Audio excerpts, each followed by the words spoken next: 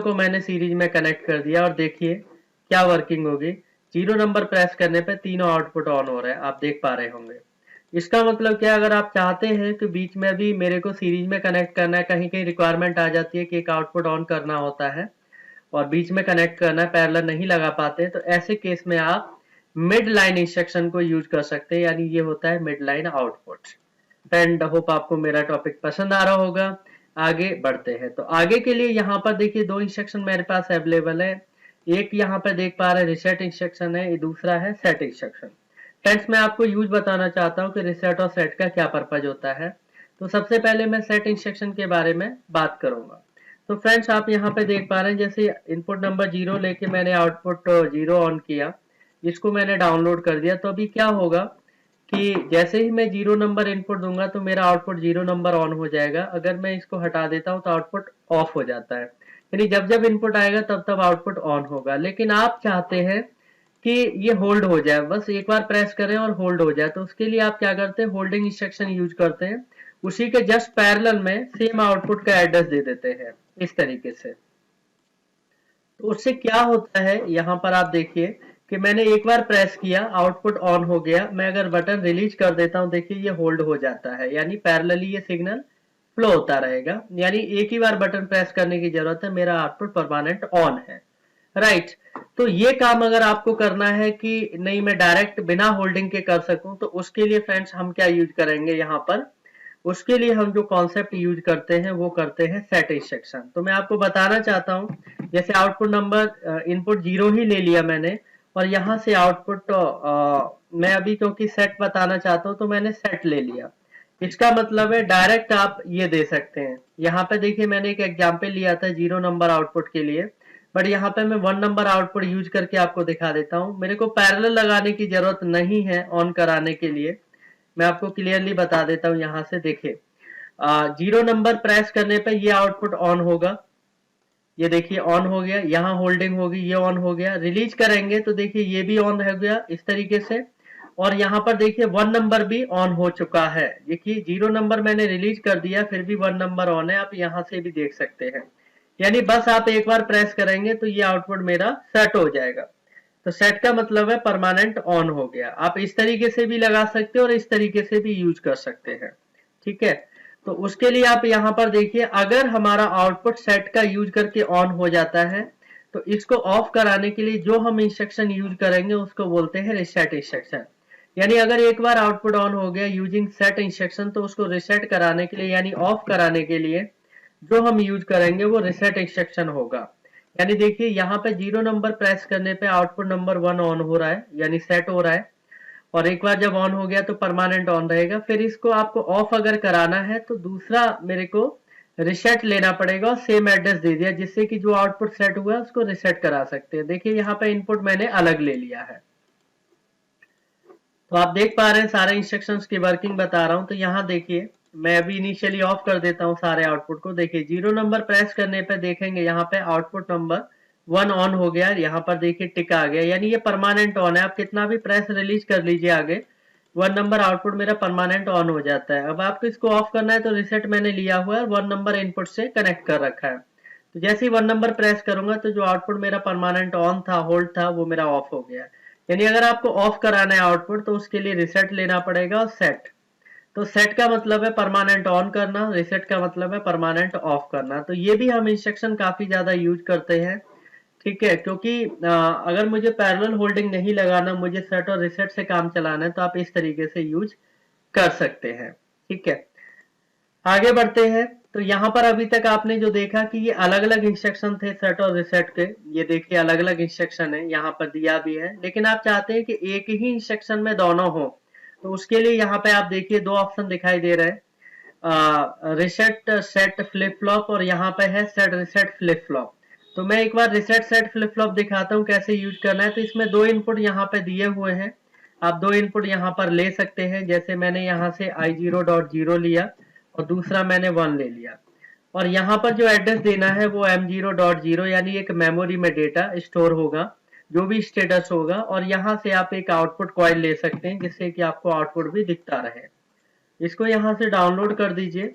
उसके बाद यहाँ से देखेंगे 2 इनपुट आपके पास अवेलेबल है, यानी रिसेट यानी जो 0 नंबर से, सेट मीन्स 1 नंबर से। तो अब मैं पहले सेट करूंगा 1 नंबर से, तो आप देखेंगे डेटा जो है इस मेमोरी बिट में स्टोर हो गया और आउटपुट पे चला गया, यानी मेरा आउटपुट अभी परमानेंट ऑन है, यानी 0 नंबर आउटपुट। अगर इसको ऑफ करना है तो 0 नंबर इनपुट आपको देना पड़ेगा, तो ऑफ हो जाएगा। यानी 1 नंबर इनपुट देंगे तो ऑन हो गया, 0 नंबर देंगे तो ऑफ हो गया, यानी 1 नंबर सेट हो गया और 0 नंबर रिसेट हो गया। तो इस तरीके से हम ये सेट और रिसेट इंस्ट्रक्शन यूज कर सकते हैं। एक ही बॉक्स में दोनों का फंक्शन अवेलेबल होता है। अगर आपको इंडिविजुअल लगाना है तो आप ये अलग से भी इंस्ट्रक्शन आप यूज कर सकते हैं। तो ये वाला जो इंस्ट्रक्शन था ये RS फ्लिप फ्लॉप था, यानी RISAT and set flip flop. अगर आपको अभी सेट और रिसेट फ्लिप फ्लॉप यूज करना है तो आप ये कर सकते हैं। इसमें फर्क क्या है, दोनों में फर्क ये है कि सेट और रिसेट में SR में S ऊपर रहता है, R नीचे की तरफ है, यानी S सबसे पहले आता है, रिसेट बाद में। RS में क्या, रिसेट पहले एंड S बाद में आता है। यही दोनों में फर्क होता है। तो यहाँ पे आप एड्रेसिंग कर सकते हैं। तो अभी क्या हो जाएगा, जो हमारा पहले रिसेट था अब सेट बन गया, यानी जस्ट अपोजिट हो गया, काम वैसे ही करेगा जैसे पहले था। यानी अगर आप यहाँ से 0 नंबर इनपुट देंगे तो आउटपुट 0 नंबर ऑन हो गया, और अगर आप 1 नंबर इनपुट देंगे तो आउटपुट जो ऑन हुआ था वो ऑफ हो गया। राइट, तो इस तरीके से हम ये भी फ्लिप फ्लॉप यूज कर सकते हैं, और इसका भी यूज हम लोग सेट रिसेट कराने के लिए कर लेते हैं।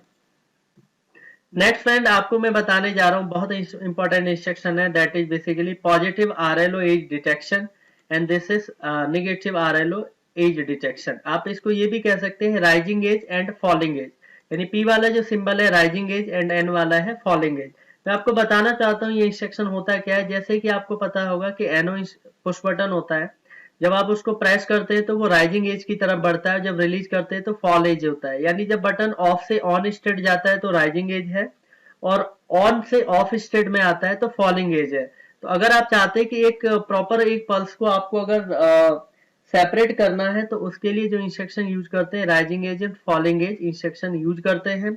इसका काफी ज्यादा यूज होता है। अगर आप चाहते हैं कि राइजिंग एज पे कोई फंक्शन जनरेट करना है तो आप कर सकते हैं, आप चाहते हैं फॉलिंग एज पे कोई काम कराना चाहते हैं तो फॉलिंग एज पे करा सकते हैं। तो मैं आपको यूज करके बता देता हूँ। जैसे एग्जांपल के लिए मैंने इनपुट नंबर 0 ले लिया यहाँ पे, और बीच में यहाँ पर मैंने सिलेक्ट करके एक राइजिंग एज, यानी इस PLC में कहते हैं पॉजिटिव RLO एज डिटेक्शन मैंने ले लिया। इस पे एड्रेस दे दिया किसी मेमोरी बिट का, और यहाँ से आउटपुट ले लिया। तो इसका मतलब क्या है, जब मैं बटन प्रेस करूंगा तो वो राइजिंग एज कंडीशन में जाएगा, तो मेरे पास आउटपुट आना चाहिए। तो देखिए मैं यहाँ से बटन प्रेस कर रहा हूँ, तो आप यहाँ से ध्यान से देख पा रहे हैं राइज एज तो हो तो रहा है लेकिन आउटपुट नहीं आ रहा है। क्यों नहीं आ रहा है, मैं आपको एक चीज बताना चाहता हूँ कि ये जो आउटपुट है ना, बहुत कम टाइम के लिए पल्स आती है जिसपे आउटपुट को ऑन होना होता है, बट क्योंकि ये यहाँ पे सिंपल आउटपुट है, और जो सिंपल आउटपुट होता है कॉइल होती है, उसको कंटिन्यूस सिग्नल चाहिए होता है ऑन करने के लिए। तो ये छोटे टाइम के लिए जो पल्स आती है उसको अगर डिटेक्ट करना है तो ये इंस्ट्रक्शन डिटेक्ट नहीं कर पाएगा। उसके लिए मैं यहाँ से सेट इंस्ट्रक्शन मैंने आपको बताया है, मैं ये लगा के आपको दिखाऊंगा तो आपको पता चल जाएगा।